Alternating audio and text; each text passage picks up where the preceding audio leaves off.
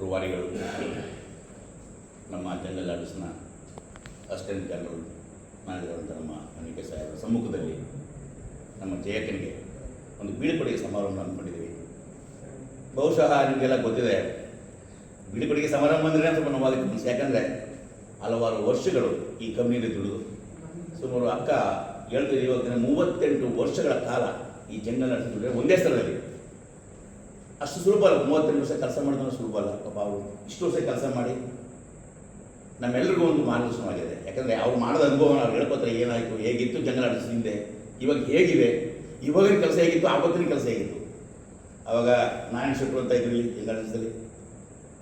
So ಆ ಸೋಮಣ್ಣವರ ಒಂದು ಕಾಲದಲ್ಲಿ ಹೇಗಿತ್ತು, ಈಗಿನ ನಮ್ಮ ಮಿಸ್ಟರ್ ಗೋಕುಲ್ ಅಂದರೆ ಬಸವರಾಜು ಹೌಸ್ ಕೀಪಿಂಗ್ ಅಣ್ಣಮ್ಮ ಹೋಯ್ತು, ಈಗ ಅವ್ರು ಇದ್ದಾರೆ ಅಣ್ಣಮ್ಮ ಟುಡುಗು ಬಸವರಾಜ ಟುಡುಗೆ ಏನಿತ್ತು.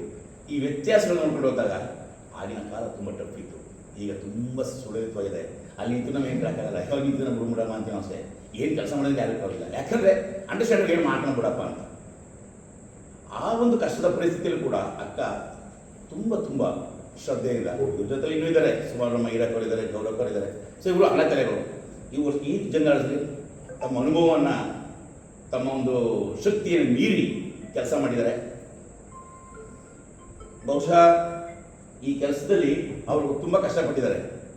ಭಗವಂತ ಅವ್ರ ಕುಟುಂಬಕ್ಕೆ ಆರೋಗ್ಯ, ಐಶ್ವರ್ಯ, ಸಕಲ ಸೌಲಭ್ಯಗಳು ಭಗವಂತ ನೀಡಲಿ, ಅವ್ರಿಗೆ ಆರೋಗ್ಯ ಭಾಗವನ್ನು ಕೊಡಲಿ. ಅವರ ಮುಂದಿನ ವರ್ಷಗಳು, ಹಲವಾರು ವರ್ಷಗಳು ಕೂಡ ನಮಗೆಲ್ಲರಿಗೂ ಮಾರ್ಗದರ್ಶಕರಾಗಿ ಇರಲಿ ಅಂತ ದೇವರಲ್ಲಿ ಬೇಡ್ತಾ ಅವರಿಗೆ ಈ ಒಂದು ಕಾರ್ಯಕ್ರಮ ಹಮ್ಮಿಕೊಂಡಿದ್ವಿ. ಈ ಕಾರ್ಯಕ್ರಮದ ಮೊಟ್ಟ ಮೊದಲಿಗೆ ಒಂದು ಹಾರವನ್ನು ಹಾಕೋದ್ರ ಮೂಲಕ ಅವ್ರಿಗೆ ಕಾರ್ಯಕ್ರಮ ಸಾಗಿಸೋಣ. ಅದನ್ನು ನಮ್ಮ ಗೌರವಕ್ಕವ್ರು ಬಂದು ದಯಮಾಡಿ ಅವ್ರಿಗೆ ಹಾರವನ್ನು ತೋರಿಸ್ಬೇಕು. ಹಾಗೆ ಇನ್ನೊಬ್ರು ಬಂದು ಅವ್ರಿಗೆ ಉಂಗುರವನ್ನು ತೋರಿಸ್ಬೇಕು. ದಯಮಾಡಿ ತಮ್ಮ ಅಕ್ಕವರು ಇರಕ್ಕ ಬನ್ನಿ ಪ್ಲೀಸ್, ಬನ್ನಿ ಗೌರಕ್ಕ.